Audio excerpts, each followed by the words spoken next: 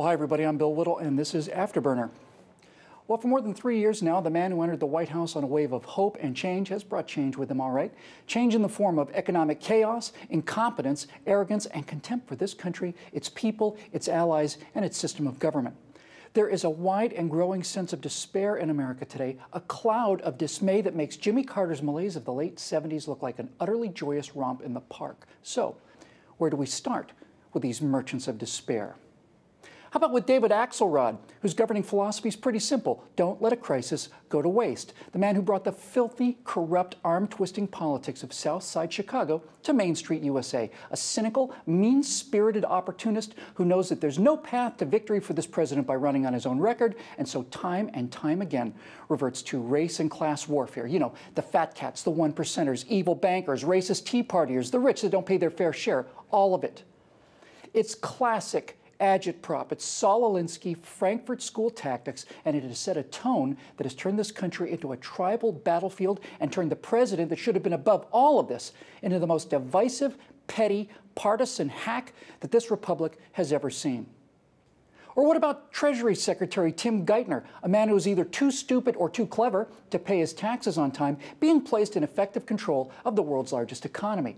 Tim Geithner, who was confronted by Paul Ryan about the non-trivial fact that using his own White House numbers, the nonpartisan Congressional Budget Office concluded that the U.S. economy will cease to function by 2027. That's 15 years from now, because of the horrendous deficits that this administration continues to incur.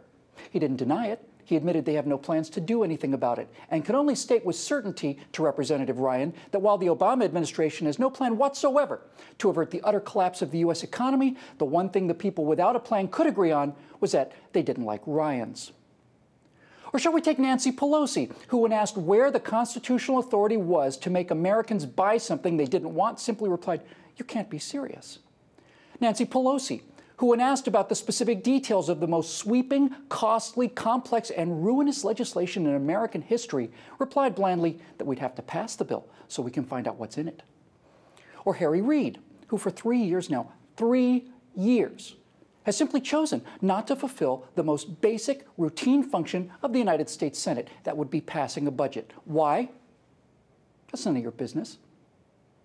Or Eric Holder, who called Americans a nation of cowards on the issue of race after we elected a black man to the most powerful office in the history of the world. The man who said we must brainwash Americans against our right to self-defense, and whose strategy to do so, I am utterly convinced, was to create the case that did not exist before, namely putting American guns in the hands of Mexican drug cartels to suppress American gun rights. American agents and hundreds, if not thousands, of innocent Mexican civilians are dead because of this man's judgment. The same man that wanted to try Khalid Sheikh Mohammed in downtown Manhattan. The same man that refused to prosecute Black Panther voter intimidation because he refuses to prosecute, quote, my people, unquote.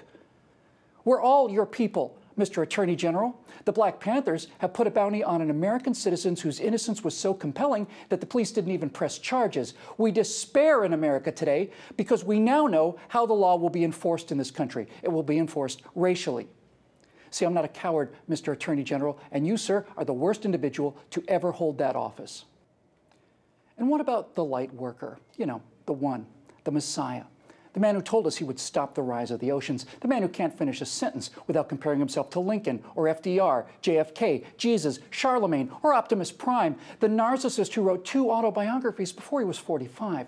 The man who named his new dog Bo, not B-E-A-U, but B-O for Barack Obama. The man who's just rebranded the millennial generation as Gen 44, honoring an entire cohort in his own image.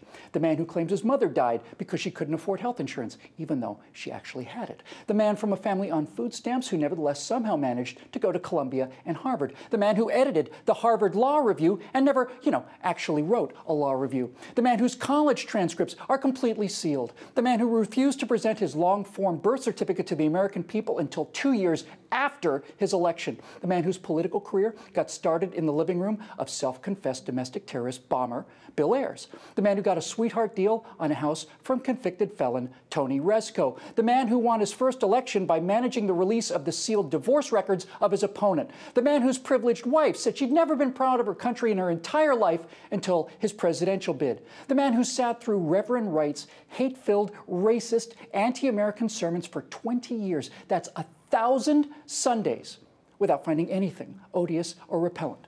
The man who apologizes to our mortal enemies and insults and sells out our longtime allies. The man who signed the National Defense Authorization Act, granting the government the power to detain American citizens without trial or even charges indefinitely, and who has the audacity to complain that he would have liked more protections for our rights when he personally demanded that language like that be removed before the bill got to his desk.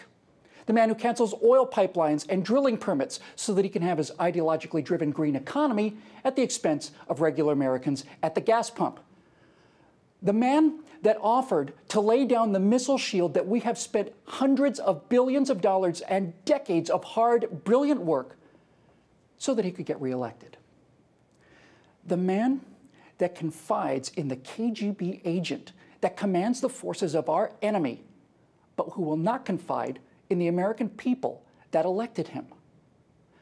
That man, that merchant of despair, the most polarizing, mean-spirited, petty, thin-skinned, self-centered baby that this republic has ever suffered. And as he said to his pal, the outgoing Russian president, just let me get past my last election and then I can really get to work. You know, I've seen reliable data indicating that as many as 30 million eligible conservatives do not vote. If Barack Obama is reelected, it will not be because of the progressives who come out for him in sufficient numbers to destroy what's left of the spirit of our country. It will be because we didn't